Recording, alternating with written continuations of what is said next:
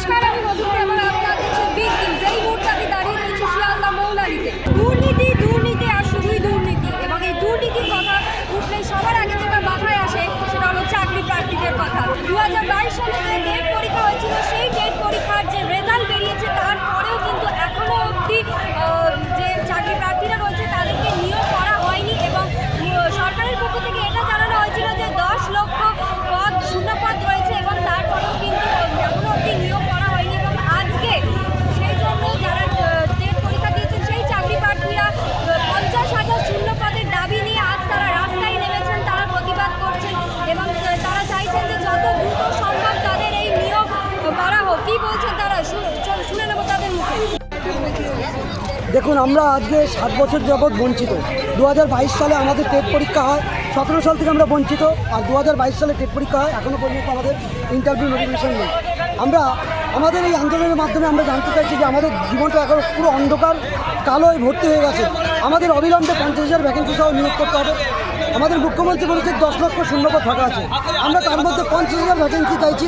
অবিলম্বে এই 50,000 ভ্যাকেন্সি যাতে আমাদের দ্রুত নিয়োগ হয়। আমরা 50,000 শূন্য পদে নিয়োগ চাই।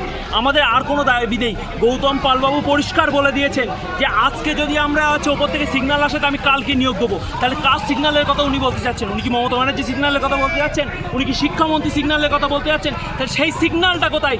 আমরা যাকে ভোট দিয়েছি, আমি নিজে একদম তৃণমূল সমর্থক, আমি তৃণমূলকে ভালোবাসি। হ্যাঁ, যেটা সত্যি সেটা সামনে চোখ রেখে বলতে ভালোবাসি। তাই আমি যদি তৃণমূলকে ভোট দিয়ে থাকি, আমার কি মমতা ব্যানার্জির কাছে প্রশ্ন থাকতে পারে না? কেন আমি একটা 50,000 শূন্য পদে নিয়োগ পেতে পারি না? আমরা সবাই এখানে ডিএলএড করেছি, সবাই এখানে প্রাইমারি টেট পাস। তাহলে কেনই বঞ্চিত বেকাররা বসে থাকবে? আমরা কি প্রাইমারি স্কুলে পড়াতে পারি না? শুধু আজকে এই আমরা বঞ্চিত না, আমাদের সাথে ছোটো ছোটো বাচ্চারা যারা স্কুলে যাচ্ছে, যারা আগামী দিনে ভবিষ্যৎ গড়ার কারিগর, তারা আজকে প্রত্যেকটা বিন্দু বিন্দু অভিভাবকরা পর্যন্ত বঞ্চিত। তাই সেই বাংলাকে বঞ্চিত করছেন কেন? কেন আপনি বঞ্চিত করছেন? আপনি তো বাংলাকে পরিপূর্ণভাবে সাজাবেন বলেছিলেন 2011 সালে ভোটে আসার সময়। তাহলে আজকে কেন এটা হবে বলতে পারেন? 2026 সালে ভোট আছে মমতা ব্যানার্জি, 2026 সালে ভোট আছে। তাই সতর্ক হয়ে যান। এ কিন্তু বেকারত্বের কান্না না, এ কিন্তু শিক্ষার কান্না, এ কিন্তু মেরুদণ্ডের কান্না। তাই সেই মেরুদণ্ডকে ভাঙতে দেবেন না। ডাক্তাররা চিকিৎসা না করলে রুগী যেমন মরবে, শিক্ষা যদি না বাঁচে তাহলে সমাজ কিন্তু ভেঙে পড়বে। তাই সেই ভাঙার কারিগর কিন্তু আপনি হবেন না, আপনি গড়ার কারিগর হন। আমাদের এখন পর্যন্ত নিয়োগের কোনো রকম কোনো খরচ নেই। 2014 সালের পর 17 সালে টেট হয়েছিল, তারপরে 2022-এ টেট নেওয়া হয়। তারপরেও কোনো রকম আমাদের কোনো নোটিশের কোনো খবর নেই। প্রায় 2 বছর হয়ে গেল রেজাল্ট আউট হওয়া। তো আমাদের পর্ষদের কাছে বা সরকারের মুখ্যমন্ত্রীর কাছে একটাই দাবি, যেন আমাদের 50,000 ভ্যাকেন্সি সহ দ্রুত সহকারে নোটিশ যেন আউট করা হয়। আমরা দীর্ঘ প্রায় 2 বছর ধরে আমরা বঞ্চিত হয়ে আছি। আমরা মুখ্যমন্ত্রী মমতার কাছে এটাই বার্তা, যেন আমাদের অতি দ্রুত 50,000 ভ্যাকেন্সি সহ নোটিশ যেন দেওয়া হয়। আজকে সংবিধান দিবস, আজকে 26শে নভেম্বর সংবিধান দিবস। এই সংবিধান দিবসে যদি বাচ্চারা মৌলিক অধিকার থেকে বঞ্চিত হয়, তো সেটা প্রাইমারি শিক্ষা থেকে বঞ্চিত হয়ে যায়।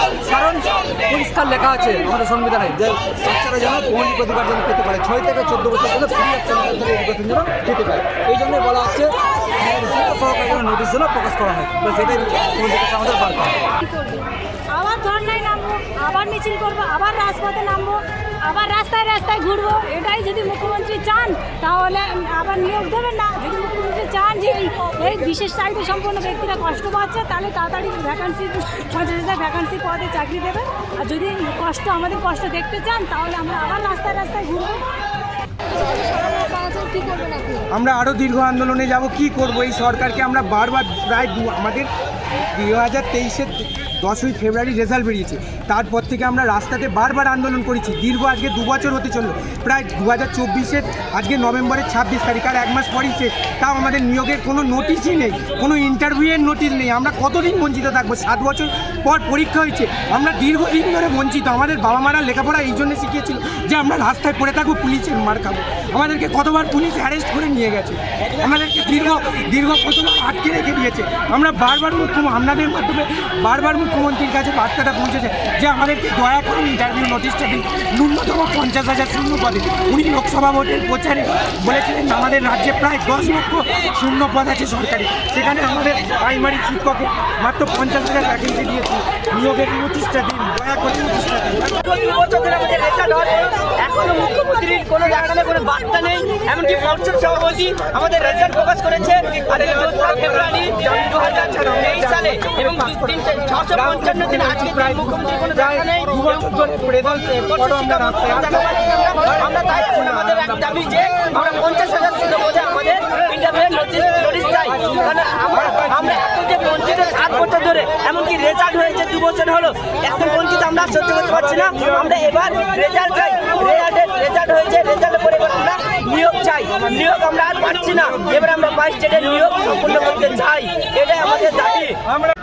2022-এর টেটের নিয়োগ দুর্নীতি মামলার বিরুদ্ধে আজকে 50,000 শূন্য পদের দাবি নিয়ে আন্দোলনে নেমেছেন চাকরি প্রার্থীরা এবং তাদের মুখ থেকে সরাসরি শুনে নেন আপনারা তাদের দাবি, তাদের একটাই দাবি যে 50,000 শূন্য পদে নিয়োগ হোক এবং যত তাড়াতাড়ি সম্ভব যেন সরকার এই নিয়োগ প্রক্রিয়া শুরু করে এবং যতক্ষণ না তাদের এই নিয়োগ হচ্ছে তাদের এই প্রতিবাদ কিন্তু জারি থাকবে, সেটা তারা স্পষ্টতই জানিয়ে দিয়েছে।